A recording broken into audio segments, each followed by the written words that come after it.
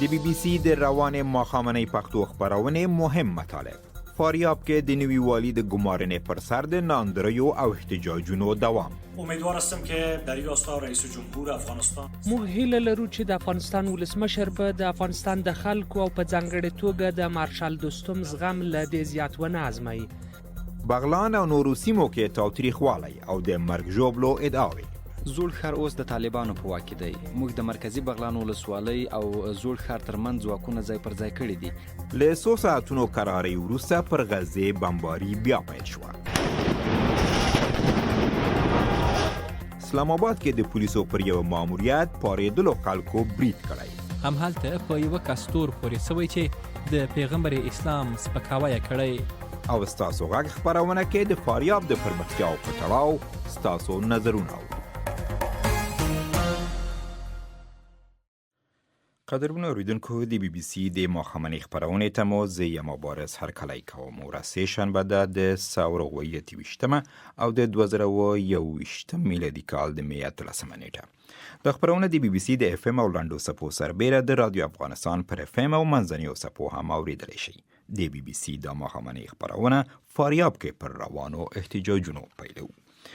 فاریاب کې د نوي ګمارل شوي والي پر ضد د مارشال دوستم د پلویانو احتجاج نن هم دوام درلود. د مارشال دوستم په مشرۍ جنبش ملي ګوند ګواښنه کړې چې د احتجاجونو د عواقبو مسؤلیت به حکومت ته ورترغاړې وي. د ښاغلي دوستم یو ویان بی بی سی ته وویل د خلکو غوښتنه دا ده چې حکومت د پر خپلې دغې پریکړې بیا له سره غور وکړي. بل لوري ته د پخلاینې د عالي شورا مشر عبدالله چې د ښاغلي دوستم له متحدینو دی، فاریاب کې د روانو حالاتو په اړه اندېښنه څرګنده کړې. حکومت هم ویلي د ستونزې د هوارولو هڅه کوي. فاریاب کې لاریونونه وروسته له هغه پیل شول چې افغان ولسمشر د فاریاب پخوانی والي نقیب الله فایق له دندې لرې او پر ځای داود لغمانی نوی والي وټاکه. د دغې پریکړې مخالفین وایي نوی والي له فاریاب او خلکو سره یې ډیره بلدتیا نه لري. ملایک احمدزی په تړاو له وروستیو پرمختیاو مو خبروي. په شمال کې د فاریاب د نوي والي داود لغمانی د ټاکل کېدو پر ضد د لاریونونو په دوام کې لاریون کوونکو د مستوفیت او کار ریاست په ګډون د څو دولتي ادارو دروازې وتړلې او د حکومت ضد شعارونه ورکړل. سلګونو لاریون کوونکو د ولایتي ودانۍ مخې ته پرلاتو کړ. په دوی کې یو وایي نن مو د میمنې په ښار کې مدني لاریون وکړ.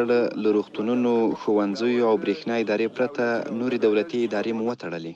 د مارشال عبدالرشید دوستم په مشرۍ د اسلامي جنبش ګوند چې په فاریاب کې د پام وړ نفوذ لري خبرداری ورکړی چې د دې پریکړې پایلې به د حکومت په غاړه وي. د دې ګوند ویان احسان نیرو بی بی سی ته وویل د خلکو غوښتنه دا ده چې ولسمشر په خپله پریکړه له سره غور وکړي.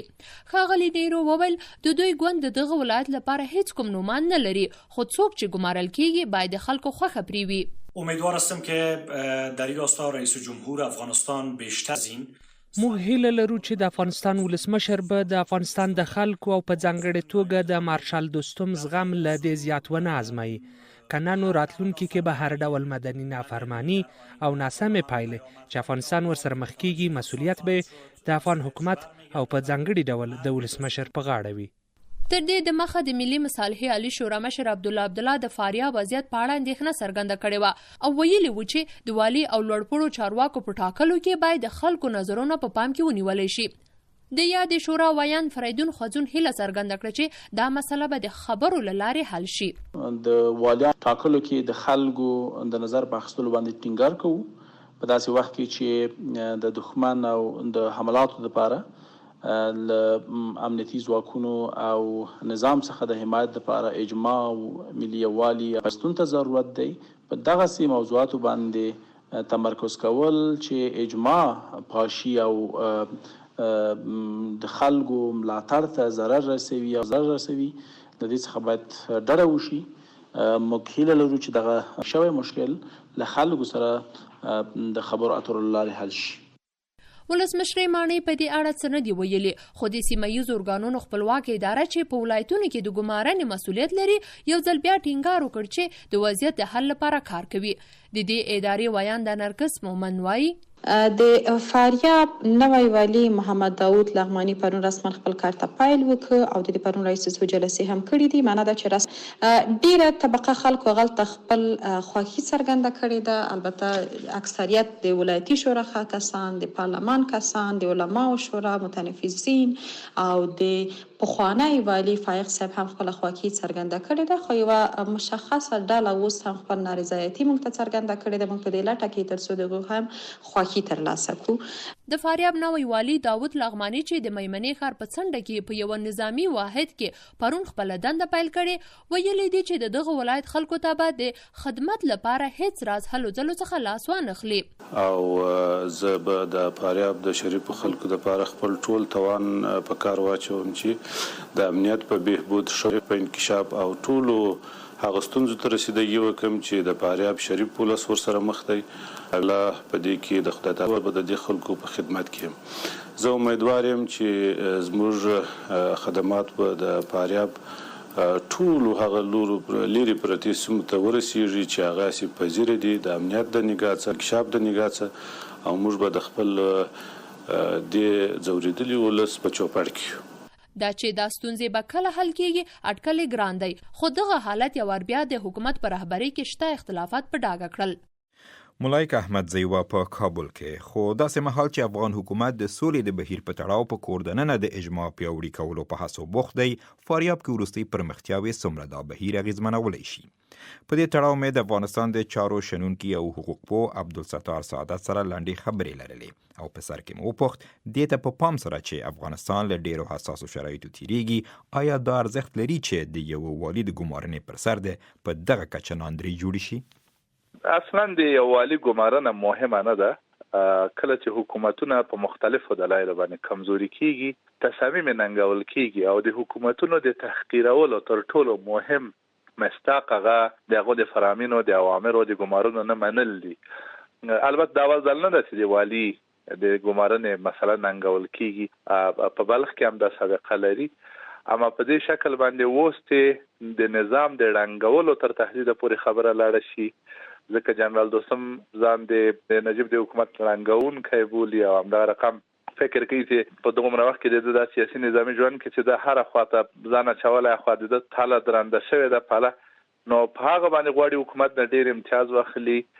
نو اما اوس دا یو جدي مسله کیږي چې اوس حکومت اوله باید احتیاط کړای وای چې اوس دا ونشو فرمان صادر ک حکومت اوس مجبور دی چې خپل تصمیم عملی او یو استدلال هم نغه دی د خاغلی دوستم او د پلویانو یې چې ګواکې د ولایت له مشرانو سره باید سلا مشورې شوي وای. فکر کوي دا یو ډول ډیر واقعبینانه ګام و چې پورته شوی دی په دغه مقطع کې؟ ولسمشر د قوانینو پر اړه کې مکلف پدې نه دی چې چا سره مشوره وکړي، اما بلې و مصلحت او حالات ایجابي چې په دې وخت کې د خلکو نظرونه ډېر وپالل شي. البته موږ جمهوریت وایو چې جمهوریت وایو ادعای کوو د جمهوریت کې خو د خلکو نظر ډېر زیات اهمیت پیدا کوي. دا کار باید شوی وای، اما اوس د دې نه خبره ورته ده. اوس موږ د 2000 رونو په منځ کې واقع شوی همدا د مصلحت د ضروري خبره تاسو وکړه سعادت صاحب. په دغه یو وخت کې چې افغان حکومت د یو دولتي مشورتي شورا د جوړښت پر جوړولو باندې هم کار کوي او همداراز د سولې لپاره اجماع غواړي پیاوړي کړي او خپل متحدین ډیر کړي، نو دغه راز یو پیښه یا پرمختیا پر دغه بهیر څومره ناوړه اغېز کوي؟ د ولسمشر په اجماع کې دوه امتیاز لري. یو هم دغه دی چې د خپل قدرت نه استفاده وکړي، د خپل د جمهوریت ریاست د نفوذ نه استفاده وکړي، د ځینې امتیازات په ورکولو باندې خلک په ځان راټول کړي. یو دا لاره ده. بل دا چې طالبان یا د مخالفین هغوی ځینو کسان سره ډیر خاص حسابونه او دښمنۍ لري چې هغه کې یو دوستم دی. نو ولسمشر غني په دې باندې پیږي چې دوستم په هغه حد کې نه دی لکه ډاکټر نجیب په وخت کې چې کوم کارونه کول نه غوړ زور لري او نه هغه څه بستر دی چې اوس مجاهدین د تغییر خلاصه کې د حکومت په ضد باندې اوس دغه په موقف کې طالبان دي. طالبان لاس واره ډیر دی ډاکټر غنی نه دوستم سره دښمنی لري او ته کرکه کوي. نو زه فکر کوم ولسمشر دغه ډیر زیات جدي نه نیسي. فکر کوي چې دوستم داسې یو فاکټور نه دی چې هغه د اوس د یو جنجال جوړولای. کله چې رای شو په ټوله کې د سولې په تړاو د حکومت دریځ ته فکر نه کوئ چې که دغه راز په دولت کې دننه ویش او مخالفتونه وي نو د سولې په برخه کې د حکومت دریځ کمزوری کیږي ورسره؟ د ولسمشر غني زور د نن په نظام کې دا نه دی چې دوستم ورسره یا یو بل جنگ سالار ورسره یا ورسره دی. د ولسمشر غني زور دلته 15 کلنه وثیقه ده چې په لاس کې لري او هغه د افغانستان جمهور رئیس صاحب ملي ټولنې پیژندلای پر رسمیت باندې بلې وو په عملی سیاست کې دا کوچنی او غټ اثرات لري مګر په اصل کې هغه چې کم جنجال کوي مقابل لوري سره هغه مغارق دی هغه څوکۍ د چالت ناست دی هغه حقوقي نظام دی او بین المللي مشروعیت دی که چیرته هغه نه طبعا د خلک نشي کولای چې په هر څومره قوت ته د ملاتړ هم کې ګټور ثابت شي اما بل یو د دې شان ترڅنګ کدلته د نور عوامل او فاکتورونه او د اشخاص د سیاسي برندونه ورسره وي د موضوع قوي کیږي مګم د ولسمشر اصلي محاسبه پاغونه ده او د نیکنامي خلک یو نیم سي دي پاغو باندې کوشش کوي په ډول باندې راکش کی د سیاسي تیری اما د دوستم غونډه شخص ز فکر کوم ز شکل لرم په دې کې البته ولسمشر په اخر کې هڅه وکړه مولوري ورته سناتور کړله د جوړې ته وکړله د مارشالي رتبه خو البته په فشار کې ورکړه مګم د دې سره ډیر زیات غټ حساب نشي کولای. اوس چې ګورو د ډلبندۍ مثلا کدی خواته په فاریاب کې د پیښه وشوه لاغې نه وړاندې هم ځینې داسې مخالفتونه له حکومت سره غږونه پورته کېدل آیا فکر کوي چې هغه ډلبندۍ برته هغه یو بڼه خپلوي چې افغانستان برته د نوې ملسیزې هغه دورې ته یوسي د امریکایانو د وتلو پر رڼا کې البته دا خطر شته اما په دې شکل به یا نه په دا ورستیو کې مغربي رسنیو چې ځینې ریپورتونه خپاره کړل چې د حکومت د بدیل په توګه چې هغه سقوط کوي غرب د نړۍ متحدینو په لټه کې دی چې د غرب نه دغه انګیزه او د فکر او د حمایت وی بلې و هغه ډېر زیات خطرناک دی هم د نظام د رنګېدو خطر زیات او هم افغانستان او کورنۍ جګړې خاطر ساو ورکړي ځکه دغه ډلې د جریان نه سره منځ کېږي دوی د دې په ځای چې د طالب په مقابل کې ودرېږي اول دوی د دولت ځایناستي معرفي کیږي د مشروعیت د ساحه د سوال لاندې وړي نو د خطر شته بلې فاریاب کې د روانو ناندریو د شنو اغیزو او پایلو په تړاو مو د چارو د سرونکي ستار سعادت څرګندونې واوریده د بي بي سي ماښامنۍ خپرونه اوري او خپرونه د په افغانستان کې تاوتریخوالي په تړاو په یو مطلب پر مخ ځو د بغلان سیمه چارواکو ادعا کړې چې د مرکزی بغلان ولسوالۍ پر مرکز د طالبانو بریدونه په شاتنبولي او د غیډلې ته درانه مرګ جوړه اړولې ځای اوسیدونکو وایي د دولتي ځواکونو او طالبانو ترمنځ جګړه لا هم روانه ده ورته مهال د وزارت ادعا کړې چې په تیرو 24 ساعتونو کې د بغلان په ګډون د افغانستان په بیلابیلو سیمو کې نږدې 150 طالبان وژلي او شپږ شپېته نورې ژوبلولي دي ورته مهال طالبانو هم په همدې موده کې حکومتي ځواکونو ته د درنې مرګ ژوبلې د اړولو ادعا کړې او پر حکومت دا تور هم پورې کړی چې ګواکې ځینو ځایونو کې یو ولسي وګړو ته د سر زیان اړولی خو د جګړیز حالت او د سیمو د لرېوالي له امله له ناپیلو سرچینو د دواړو غاړو د ادعاو تایید اخیستل ستونزمن دي. یوسف خان زادران مو له نورو جزئیاتو خبروي. په افغانستان کې د اختر په شپو ورځو کې درول شوې جګړه اوس د هر ورځې په تیریدو خونړۍ کیږي له تیرې ورځې رئیس په بغلان ولایت کې د مرکزی بغلان ولسوالۍ په ګډون په ځینو نورو سیمو کې هم د دولتي ځواکونو او طالبانو ترمنځ سخت نښتې شوي دي. دغه ولایت کې ځایي چارواکو ادعا کړې چې نن سهار یې د مرکزی بغلان په مرکز د طالبانو پر لپسې بریدونه په شا تنبولي. د بغلان د پولیسو ویان جاوید بشارت بي بي سي ته وویل له لاسه وتلو سیمو د بیرته نیولو لپاره فوزي عملیات لا هم دوام لري. خدای منی چې زوړ ښار لا هم د طالبانو سره دی. فعلا شهر کنه تصرف طالباست ما که عملیات داشتیم در مسیر زوړ ښار اوس د طالبانو په واک دی. موږ د مرکزی بغلان ولسوالۍ او زوړ ښار ترمنځ ځواکونه ځای پر ځای کړي دي. ځای جګړه شته خو اوس وضعیت ښه دی او د نن سهار په عملیاتو کې د طالبانو د قومندانانو په ګډون 25 طالبان وژل شوي او دا چې هلته هوایي عملیات کیږي ممکن د دوی تلفات هر شی بل وړ شي. د حکومتي چارواکو د تلفاتو د غویداو په اړه طالبانو څه نه دی ویلي خو حکومتي ځواکونه په دې تورنوي چې د بغلان زوړ ښار کې یو کلینیک بمبار کړی دی. ذبیح الله مجاهد ادعا کړي 15 حکومتي عسکر هم په دې جګړه کې هغوی سره یوځای شوي دي. حکومت په دې اړه تر دې دمه څه غبرګون نه دی ښودلی. د تاوتریخوالي په نورو پیښو کې د تیر په څیر افغان حکومت او طالبانو په 23 ولایتونو کې یو بل ته د درنو تلفاتو اړولو ادعاوې کړي دي. دغه راز جګړو کې ولسي وګړو ته هم د تلفاتو اوریدو راپورونه ورکړل شوي دي. د لغمان په دولت شاه ولسوالۍ کې هم د سخت جګړې ویل شوي او د راپورونو پر بنسټ طالبانو د ولسوالۍ پر مرکز برید کړی دی. د یاد ولایت د رسنیو مسؤل شفیع الله افغانیار یې په اړه BBC ته وویل دولت شاه ولسوالۍ امنیتي وضعیت په بشپړ ډول کنټرول لاندې دی.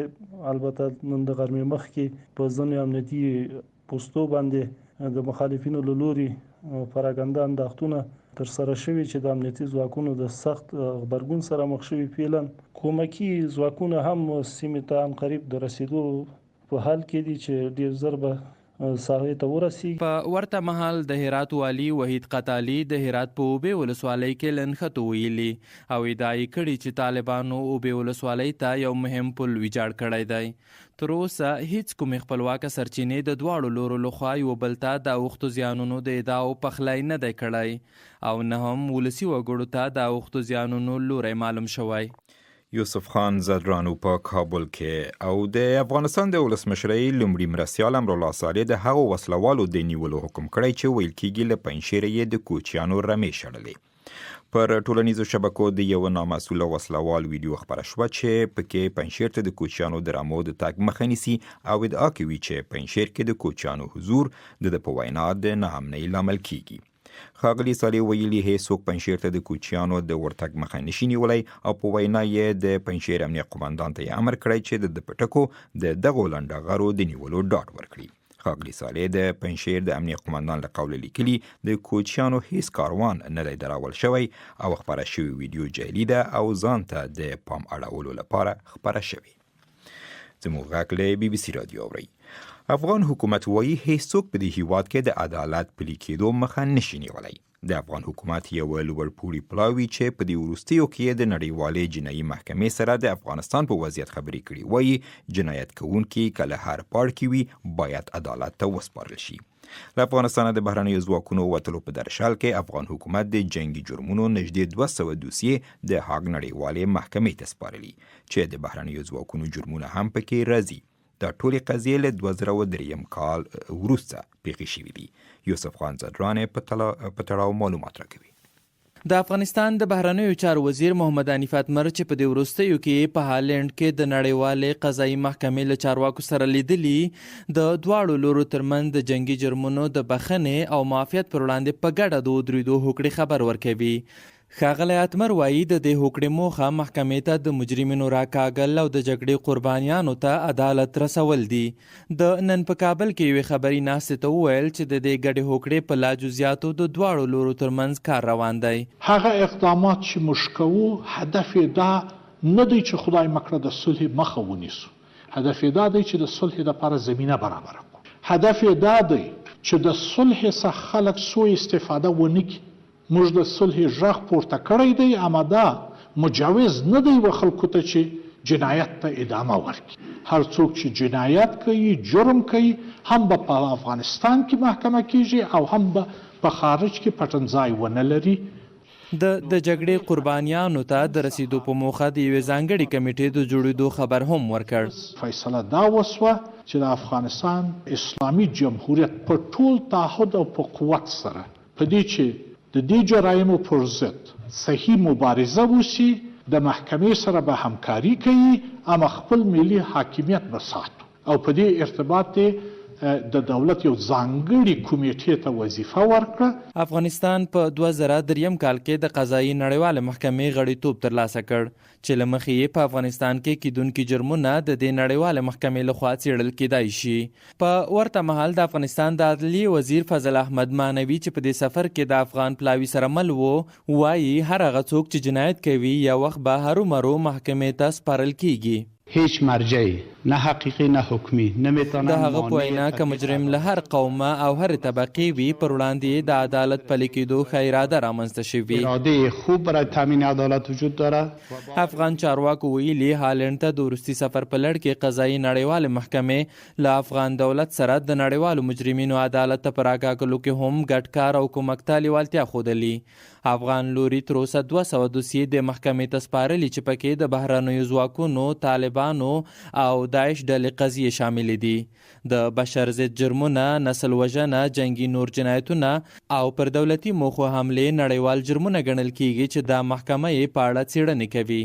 په دې لړ کې په افغانستان کې میشت بهرني ځواکونه څو ځله د دې محکمې لخوا په جنگي جرمونو او جنایتونو تورن شوي او په ځینو مواردو کې د محکمې په اړه پلټنې هم کړي دي. خو له دې ټولو سره امریکا د دې محکمې غړې نه ده او بیا یې له هیواده بهر د خپلو ځواکونو له محکمو سره مخالفت کړی. یوسف خان زادران وو او د کابل په لویدیځ کې د سید الشهدا ښوونځی د سیمې د خلکو په غوښتنه یوې بلې اونۍ لپاره رخصت شوی. دغه ښوونځي ته 13 ورځې وړاندې خونړیو چاودنو لږ تر لږه 15 کسان وژلي او 240 نورې جوبلې ولیدي. د ښوونځي د نجونو برخې امروي د سیمې خلک او د قربانیانو کورنۍ ټینګار کوي چې ښوونځی د تر هغه نه پرانیستل کیږي چې امنیت یې ډاډمن شوی نه وي. د ښوونځي د چارواکو په وینا اوس له امنیتي ادارو سره په ګډه د دغه ښوونځي د څه باندې 15,000 زده کوونکو د امنیت خوندي کولو پر طرحه کار کیږي. قدرمنو اوریدونکو، تاسو زموږ غږ د BBC په ماښامنۍ خپرونه کوئ او اوس هم په څو نړیوالو مطالبو د خپرونه پر مخ ځو. برای له 100 ساعتونو قرارۍ وروسته اسرائیلو یو ځل بیا پر غزه تړانګې هوایي بریدونه پیل کړل.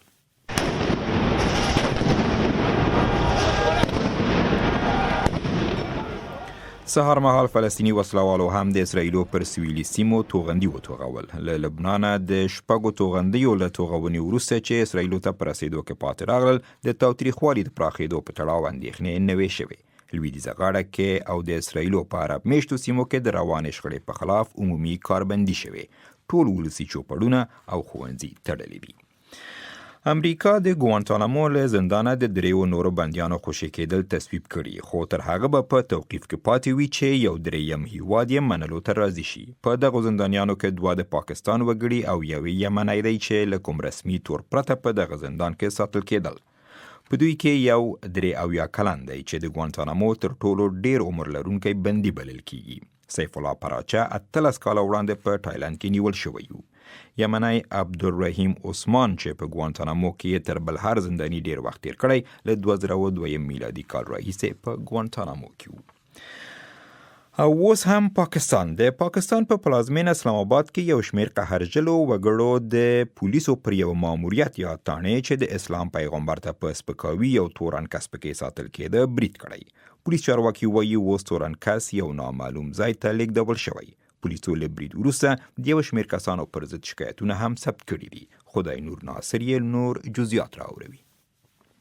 د پلازمینې اسلام آباد په ګولړه سیمه کې تیر شپه تر هغه وروسته قهرجنو خلکو پر یوې پولیسو تانې برید کړی چې همهلته په یوه کستور پورې سوی چې د پیغمبر اسلام سپکاوی کړی.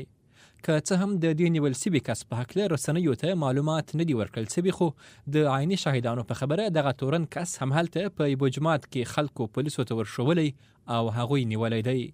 د ګولړي یو تن اوسېدونکی ارشد خان وایي په سلګونو کسان یې بیګا د پولیسو تانې مخې ته لیدلي. زه خو لکه داسې چاوړو چې زمونږ چېرته کور ده چېرته کې اوسېږو هغلته کې مخامخ یو بله محله دی، هغې ځینې جومات نه یو ګستاخ اصولو چې کړی و ما ته چې لکه که نه بیا چې زه لاړم نو ډېر زیات شکایت شو، مطلب چې 1500 مراړول. د ګولړي پولیسو تانې چارواکي وایي د ځایي خلکو تر برید وروسته یې له نورو تانو پولیس سرتیري ور وغوښتل او تر 2 ساعته وروسته یې قهرجن خلک له تانې ویستل. دغه چارواکي زیاتوي تر دې برید سمدستي وروسته یې تورن کس نامعلوم ځای ته منتقل کړی چې همهلته به ورڅخه پوښتنې ګروېږنې کیږي. جرمني کې بیا پولیسو یو سوداګر پر روسیې د داسې تخنیکی وسایلو د پلور په شک نیولی چې ملکی او پوځي ډګر دواړو کې کارېدی شي. برلین کې دغه سوداګر کور، دفتر او د ته اړوند یو بل ځای پلټل شوي. څارنوالان وایي دوی شکمن دي چې روسیه کې دغه سوداګر شریکانو د روسیې امنیتي ادارو ته کار کاوه او دا توکي پوځي موخو لپاره کاروي. د مزار شریف لویدیځ لوري 15 کیلومترۍ دهدادي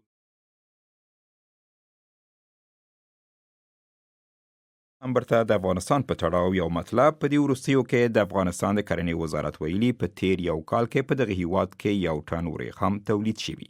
یاد وزارت زیاتوي چې د ننګرهار په ګډون یې ځینو ولایتونو کې د میرمنو د هڅونې لپاره نوي پروګرامونه پیل کړي، خو په بلخ کې بیا د ورېښمو د چینجیو روزنې صنعتکاران وایي په دې وروستیو کلونو کې دغه صنعت په ځینو ولایتونو کې په تیره برخه کې چې سلګونه کلونه مخینه لري له منځه تللو سره مخامخ دی. نجیب الله پاسونی نور جزئیات راوړي.